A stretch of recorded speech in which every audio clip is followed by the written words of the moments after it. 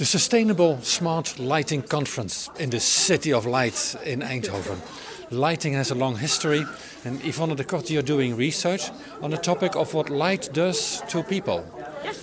And those things are pretty useful to understand what light does to people, but we can also use it to control the lights. Or would AI do that in future? I'm not so sure there.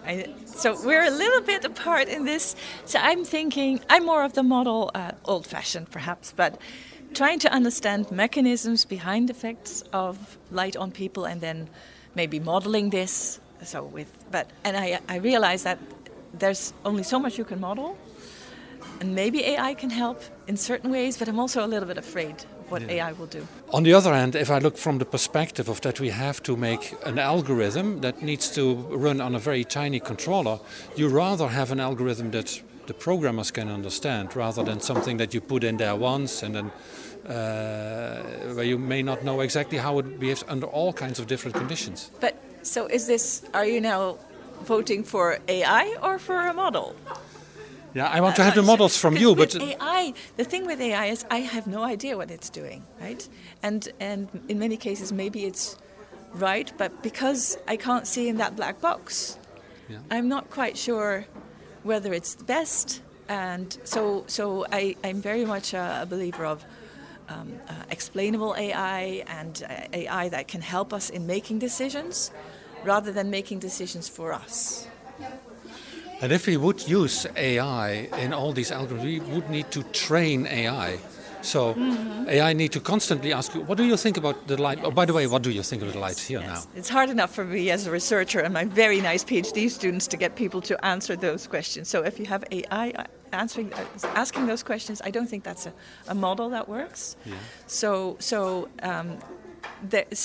there are, of course, these user interventions that we can use to try and understand what the user wants, but there will be always a need for a deeper digging into the mechanisms or the motivations of users. That's my belief. Now, what I'm seeing in your field quite often is that research is being done almost a medical way. You have a hypothesis tester. Yeah. If I have a bit more light here now, I would be more alert. And then you test that against a test group. But quite often to control the light, I need to have some kind of continuous curve along which I can do the optimizations. Yeah. So am I getting these results in from your field, or do I in the end still have to go to So I think you should be getting more from us. So I think you're right there. Sometimes we are happy just establishing that there is an effect. And I think we should try to, with our studies, also try to dig deeper and understand the mechanism so that we can sort of pan out what the curve would be.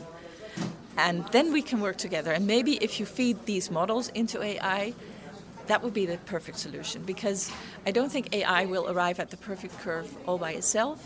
I don't think I will get there with my studies all by myself, but you are right that we should not rest at finding an effect, but then trying to dig in deeper and understanding the effects.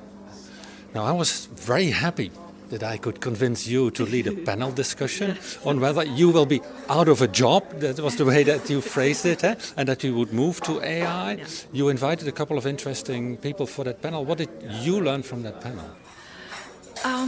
Actually, I was a little bit afraid that there would be a harsh debate, but it was a really lovely panel discussion with people coming from mathematics to pure modeling approach, people from decision-making studies, and also people more coming from the AI. Let's compute this, our way out of this. But actually, everyone was a lot more nuanced than I felt,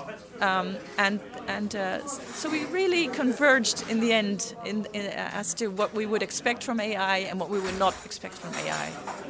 And does that lead to new ideas, new insights coming from this conference, the Sustainable Smart Lighting Conference, edition 24, here in Eindhoven, in the City of Light, towards how research will be done in future? Does that give inspiration for future work? I think it definitely does. So I learned a lot. I learned from the mathematicians about the modeling, but I also learned from the AI experts, and I think we can meet in the middle. And I think that's a positive message that I took from this panel and from this conference. And I still feel comfortable that as a chairman locally here, I asked you to have that panel discussion. Thanks. Anytime. Thank you. Thank you.